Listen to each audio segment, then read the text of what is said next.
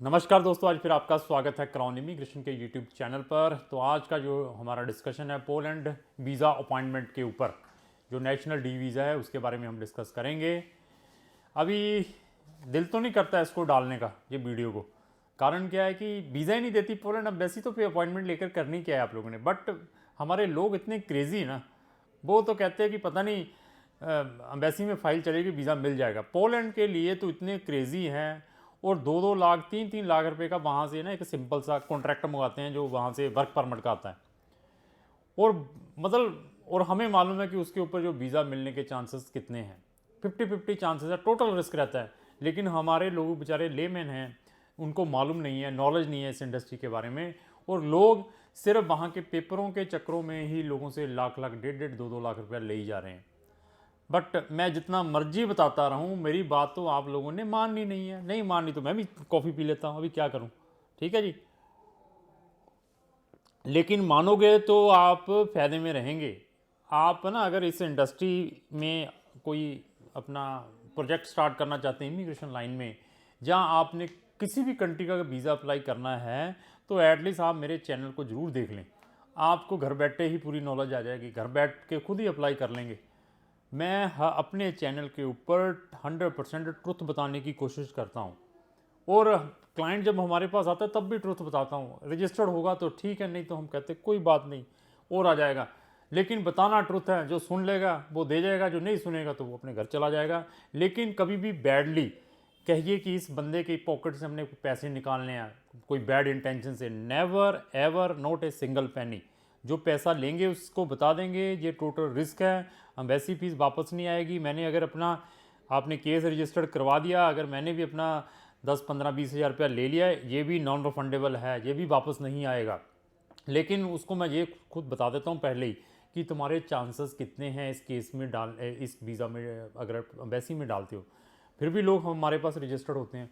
और उसको ये ज़रूर बता देता हूँ, एनी हो फिर मैं, ये तो आपने अपना डिसीज़न लिया, उसके बाद मैं अपना डिसीज़न बताऊंगा कि अभी आपको क्या करना चाहिए। तो जो फीस आपने मुझे पहले ही दी हुई है, मैं उसी फीस में आगे काम करूंगा। बट क्या होता है, ये होता है कि वो क्या होता है कि हमसे 2-3 महीने लगाए होते हैं, डेस्परेट, मतलब उसका भी दिमाग ऐसे हो जाता है कि पता नहीं इन्होंने क्या किया। वो किसी और एजेंट की बातों में आकर चला जाता है दूसरे के पास। क्या दूसरा आपको फ्री में भेज देगा? वहाँ जाके फिर उसको उसकी फ़ीस देंगे हम। तो फिर खुद हर एक क्लाइंट से मिलते हैं, वहाँ तो मालिक भी नहीं मिलेंगे आपको। वहाँ पे लड़कियाँ बैठाई हुई है, बस कर लो रजिस्टर्ड, काम ख़त्म। चलो, मैं जितना मर्जी बताता हूँ, बट आप लोगों ने सुधरना है ही नहीं है। जितना मर्जी जोर लगाता रहूँ, जाना ही है जी, जाना ही है। वो एजेंट हमें वीज़ा भेज दिया जी, ये वीज़ा देखिए, वेरिफिकेशन के लिए मेरे पास भेज देते, सर वेरिफिकेशन कर दी। वो यार, मैं कोई एनजीओ चला रहा हूँ, मैं भी ऑफिस चला रहा हूँ। अगर आपने वेरिफिकेशन करवानी है तो एम्बेसी को भेजो, एम्बेसी आपका चीज वीज़ा वेरिफिकेशन करे। अभी आपको लगता है कि वीडियो डाल दी है स्टीव सर ने, इतनी बढ़िया इन्फॉर्मेशन दे दी है, स्टीव सर से भी फ्री में इन्फॉर्मेशन ले लो। फ्री में इन्फॉर्मेशन मैं ज़रूर अवेयरनेस की डालता हूँ। लेकिन अभी कहो कि फ्री में मुझे फ़ोन करे जाओ, मेलें डालते रहो व्हाट्सअप पे, मैं उनको जवाब नहीं दे पाऊँगा। क्योंकि मेरे पास जिन्होंने पैसे दिए होते हैं 15,000 20,000 रुपया, पहले मैं उनका केस करूँगा जब मैं फ्री वालों का करूँगा। समझने की कोशिश करें, कहाँ तक हम भी वेलफेयर करते रहें। दिल तो बहुत करता है कि वेलफेयर करें, फिर हमारे भी बच्चे छोटे छोटे हैं, रेंट भी ऑफिस का देना है, एसी भी चलते हैं, स्टाफ भी है, उनके भी पैसे देने हैं। चलो हम अपने टॉपिक पे आते हैं। किसके ऊपर टॉपिक क्या है हमारा? पोलैंड की अपॉइंटमेंट के बारे में। पहले तो ये बता दिया, हाथ जोड़ कर पोलैंड के वीज़े वूज़े मत डालो, पर डालना ही है तो आपकी मर्जी है। अपॉइंटमेंट लेनी है तो हमने ये अभी, जो लोग पागल थे, डेस्परेट थे वीज़ा डालने के लिए, ये मेरे पास 7 केसेस हैं जो अभी हमने रिसेंटली बच्चों की पोलैंड की अपॉइंटमेंट लेकर दी है। इसके अंदर 4 तो वर्क परमिट वाले थे, जो 3 अनदर थे वो थे स्टूडेंट वीज़ा वाले, वो भी नेशनल वीज़ा वाले हैं। और एक केस और हमारे पास अभी चल रहा है अपॉइंटमेंट का, वो है फैमिली रियूनियन का पोलैंड का, उसकी भी अपॉइंटमेंट आजकल के अंदर मिल जाएगी। तो ये 8 केस ये है, और भी पेंडिंग में है केस पड़े हुए पोलैंड के। और लोगों को जब वो आते हैं ना अपॉइंटमेंट के लिए, पहले तो उनको ये बताता हूँ कि फ़ायदा है नहीं डालने का। केस आप डाल रहे हैं, वीज़ा वूज़ा तो मिलना नहीं है। तो अगर आपने डालना है तो मैं डाल देता हूँ, लेकिन अभी अपॉइंटमेंट के पैसे और एम्बेसी फीस वापस नहीं आएगी। क्योंकि आपसे तो कागज़ों को भी 1-1 2-2 लाख रुपए आपका एजेंट ले गया है। अगर आपने ऐसे ही कागज़ मंगाने तो हमसे मंगवा लो, हम तो आपको उसके 50% में दे देंगे। बट आपने मानना ही नहीं है। क्यों? क्योंकि उसने बड़ा झूठ बोला होता है आपको, बड़े उसने आपको ड्रीम दिखाए होते हैं। हमने तो स्ट्रेट बताना है तो आप हमसे चिढ़ जाते हैं। चलो, तो आ गई ये अपॉइंटमेंट ने। अब बच्चों को लेकर दी है। अगर आपने पोलैंड की किसी भी टाइप की डी वीज़ा, नेशनल वीज़ा या लॉन्ग टर्म रेजिडेंसी की अपॉइंटमेंट लेनी है तो क्राउन इमिग्रेशन आपकी उसमें 100% हेल्प कर सकता है। बट पोलैंड वालों ने वीज़ा नहीं देना है, ये भी मैं साथ में बता रहा हूँ, आपने डालना ही डालना है। आपको मैं ऑप्शन प्रोवाइड कर सकता हूँ, चलो ये वीज़ा रिफ्यूज़ होता है तो आपने कहाँ डालना है, क्योंकि इनके अंदर से 3 बच्चों ने ऑलरेडी फाइलें जमा करवा दी हुई हैं, 7 में से 3 के रिफ्यूज़ है, 4 की अभी डेट मतलब हमने ले ली हुई है, उनकी है नवंबर में, आई थिंक किसी की फर्स्ट वीक की सेकंड वीक, उन्होंने सबमिट करवानी है, उसका भी रिजल्ट मुझे मालूम है कि आना रिफ्यूज़ल ही है, बट आपने डालना ही है।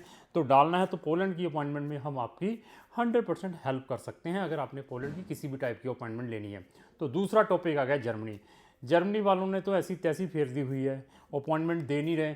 मेरे पास 3 या 4 केसेस फैमिली रियूनियन के चल रहे, बेचारों के डेली फ़ोन आ रहे हैं, वाइफ यहाँ है, हस्बैंड वहाँ है, हस्बैंड भी फ़ोन करता है, वाइफ भी फ़ोन करती है, हम एम्बेसी और BFS के ऊपर पड़े हुए हैं, डेली फ़ोन हो रहे हैं, डेली उनको मेल्स जा रही हैं, किनको, जर्मन वालों को। बट जो क्लाइंट है वो समझता नहीं है, क्लाइंट कहता है कि क्राउन इमिग्रेशन वालों को अंगेज कर लिया तो क्राउन इमिग्रेशन वाले तो समझो ये जर्मन एम्बेसी है, इन्होंने करवा कर देना है। तो उनसे भी मेरी रिक्वेस्ट है कि पेशेंस रखें, उनसे सारे कॉरस्पॉन्डेंस आ रही हैं, उन्होंने भी यही बताया ना, एम्बेसी वालों ने भी और साथ में BFS वालों ने कि पेशेंस रखें, हमने आपका केस क्यू में लगा दिया है, जब भी आपकी अपॉइंटमेंट आएगी तो हम आपको कन्वे करेंगे। तो ऐसे स्टूडेंट वालों को तो मैंने पहले ही वार्निंग दे दी हुई है, जिन बच्चों ने जर्मन में ऑलरेडी एडमिशन आ चुके कि वो अपना अभी माइंड चेंज कर लें फॉर द टाइम बिंग, कि वो इस साल छोड़ दें या किसी और कंट्री को देख लें। अगर उन्होंने जाना है तो उनके अंदर अगर लॉट ऑफ पेशेंस है, फरवरी या नेक्स्ट सितंबर, जो फरवरी आएगा या नेक्स्ट सितंबर तक वेट कर सकते हैं, तो फिर वो डेफिनेटली अपनी डेस्टिनेशन में वहाँ पर जर्मन पहुँच जाएंगे। अगर पेशेंस ही नहीं है तो फिर अपना माइंड चेंज करके रिफंड ले लें। जो बच्चे प्राइवेट में जाते हैं, हम तो बार बार कहते हैं प्राइवेट में मत भेजो, बट आपने जाना ही प्राइवेट में है, वो आपकी मर्ज़ी है। चलो आपकी मर्ज़ी है तो फिर फीसें नहीं आएंगी, फीसें नहीं आएंगी तो फिर क्राउन वालों को ढूंढोगे कि क्राउन वालों के पास चलते हैं, अभी आगे क्या सोल्यूशन है। तो अभी जर्मनी की भी प्रॉब्लम चल रही है, तो जर्मन वालों से यही रिक्वेस्ट है कि थोड़ा सा पेशेंस से चले। तो अगर आपने अपॉइंटमेंट लेनी है तो उसमें भी हम हेल्प कर रहे हैं, लेकिन आज की डेट में अपॉइंटमेंट टोटली बंद है बैचलर वालों को भी और फैमिली रियूनियन की। उन्होंने वैसे अपने खोल दी हुई है बट अभी तक कोई डेट मिली नहीं है। तो ये तो अपॉइंटमेंट का था हमारा प्रोजेक्ट, आज की जो वीडियो थी। तो अगर आपकी अपॉइंटमेंट से रिलेटेड किसी भी कंट्री की कोई क्वेरी है तो आप क्राउन इमिग्रेशन से संपर्क कर सकते हैं। हमारे चैनल के ऊपर डिफरेंट टॉपिक के ऊपर कम से कम 500 से ज़्यादा वीडियोज़ हैं, अगर आप उनको भी देखना चाहते हो ब्रोज़ कर लें। और साथ में मेरी एक छोटी सी रिक्वेस्ट है, अगर मान लें तो, मानना तो आपने है नहीं है, चलो मान लेंगे, तो मेरे चैनल के ऊपर एक बेल आइकन लगा हुआ है, उसको ज़रूर पुश करें, चैनल को सब्सक्राइब करें। उसको पुश करने से क्या होगा कि जितनी भी वीडियो नई से नई मैं डेली डालता रहता हूँ, 1 या 2 वीडियो, तो सबसे पहले आप तक आएगी जिन्होंने बेल आइकन को पुश किया हुआ। तो लास्ट में मेरी यही रिक्वेस्ट है कि अगर आपको जो मेरी वीडियो अच्छी लगती है उसको लाइक एंड शेयर करना ना भूलें। Thank you.